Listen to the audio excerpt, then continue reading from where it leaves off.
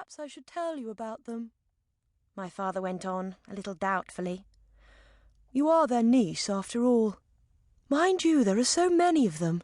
I hope I don't get mixed up." I waited for him to begin. I was dying to hear about my aunts, and yet my father seemed to forget about them almost as soon as he had mentioned them. I knew, though, that if I asked him to tell me about them at once, he would only become quiet and start to read his newspaper. So I said nothing then and waited until the next day. After he had come back from work with another rejected invention, I made him a cup of tea and a buttered scone. I knew that there was nothing he liked more than that. "About those aunts," I began. He glanced at me, but his eyes were fixed on the scone. "Is that for me?" he asked eagerly. "Yes," I said, "if—" My father frowned. "If what?" he asked. "If you tell me about my aunts." My father stared at me, and then looked again at the thickly buttered scone. "What would you like to know about them?" he asked. "There isn't an awful lot to hear, you know." "I want to hear everything," I said quickly. "Everything you can remember." My father sighed. "May I have the scone first?" he asked. And so my father told me about my aunts, although he did not tell me the whole story in one sitting. I had to coax it out of him, and it was only after several days, and a whole plate of buttered scones, that I heard all that he had to say about my newly discovered aunts. My father had been the only boy in the family. They lived on a small farm in those days, and there was not much money. It would have been all right if there had been just 1 or 2 children, but there were 6 children altogether, and that meant there were 8 mouths to feed. With so many children, too, there was never enough money to buy the clothes that were needed. My father told me that he had to wear girls' shoes, handed down from his sisters. So while other boys wore proper boys' shoes, he wore red shoes with bows on them, right up until he reached the age of 8. This embarrassed him horribly. Whenever anybody came to the farm, he would quickly take his shoes off and walk around barefoot. The children did much of the work on the farm. They did have a tractor once. My father thought it must have been one of the first tractors ever made, but it was so old that eventually it couldn't be patched up anymore. At harvest time, they used to cut the crops themselves, using scythes and sickles. And if things needed to be dragged around, they also had to do that themselves. As a result of this, he explained, most of my aunts grew up very, very strong. Slowly, as I wrested the story out of him in dribs and drabs, I was able to build up a picture of my marvellous aunts. With a growing sense of excitement, I realised that every one of them had something rather special about her. Even to have one aunt like that would have been a treat, but to have 5, well, that was very good luck indeed. He told me first about Veronica. She was the oldest and also the strongest. She could lift 4 bales of hay at once, he said, without feeling the strain. If the plough got stuck in a ditch, then they'd call Veronica.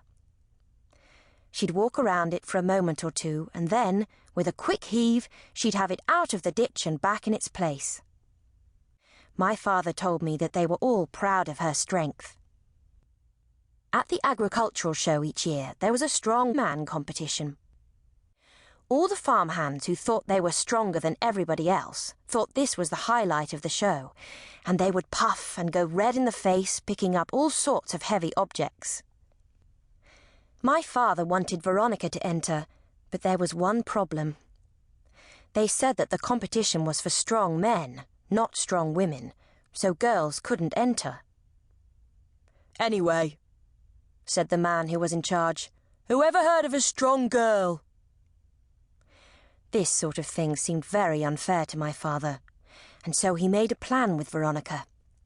They got a hold of some boys' clothes and dressed her up in them. Then they tucked her hair up under a cap, the sort that all the farmhands wore, and there she was, a boy. That year, the strong men had to pick up pigs. There was an awfully fat pig in a pen called Norman, and the contestants had to try to pick him up. So far, nobody had succeeded in lifting Norman. One man got 2 of Norman's feet off the ground, but then Norman gave him a nip on the ankle and he dropped him. When Veronica went forward, all the spectators had laughed. "You're just a boy," one farmer called out. "Come back in 10 years' time." Veronica paid no attention to all this. She paid her entrance fee and stepped into the pig pen. Then she went up to Norman and put her arms around his fat body. He really was the most enormous pig, and he must have weighed hundreds of pounds. She bent her knees, and with a sudden heave, up went Norman into the air. The pig was so surprised that he forgot to try to nip her. One moment he was enjoying a good guzzle of turnip scrapings, and the next he was in the air, his feet pointing up toward the sky. He let out an awful squealing noise at first, and then went absolutely silent. All the breath had been squeezed out of him by Veronica's mighty grip.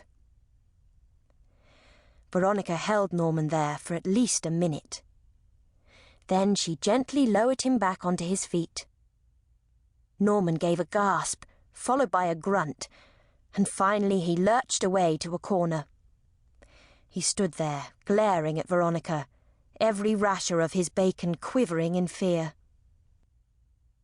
Veronica was very pleased.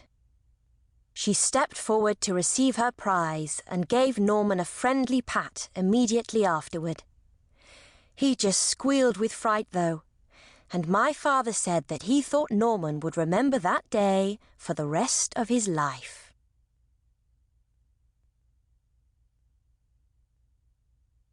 Family history. I liked the sound of Aunt Veronica. I had always hated people saying that girls are weaker than boys, and the thought of Aunt Veronica proving that this was nonsense pleased me immensely. But what about the others? "Get me another scone," said my father, "and then I'll tell you something about your other aunts." I buttered the largest scone I could find and set it in front of him. This seemed to put him in a very good mood, and over the next few minutes he told me all about Majolica. She was his bossy sister. She used to tell all the others what to do from the moment she got up in the morning until the time she went to bed. She was always shouting, "Do this, do that, no, not that way," said my father, and so on. She had ideas about everything. If she thought somebody walked the wrong way, she'd say something about it. If she didn't like the way somebody brushed her hair, she'd tell her to change it. There was nothing she wasn't prepared to boss people over. "Can you just imagine how bossy she was?" asked my father. "Well, I played a trick on her once, and although it didn't stop her bossing people around, it certainly kept her quiet for a day or so. It was a very good trick, and I don't have time to tell you about it now, but I will later on." My father laughed at the memory of the mysterious trick. So far, though, he had only spoken about Veronica and Majolica, and I was eager to hear all about the others too. "There were 3 others," he went on, counting the aunts on his fingers. "Veronica was the oldest. Then after her came the twins, Japonica and Thessalonika. I can't quite remember whether Harmonica was older than Majolica, although I do know that Japonica arrived 2 minutes before Thessalonika." Harmonica was the musical one, which suited her name, of course. They had no musical instruments then, but Harmonica had the most enchanting voice anybody could imagine. She sounded like a nightingale.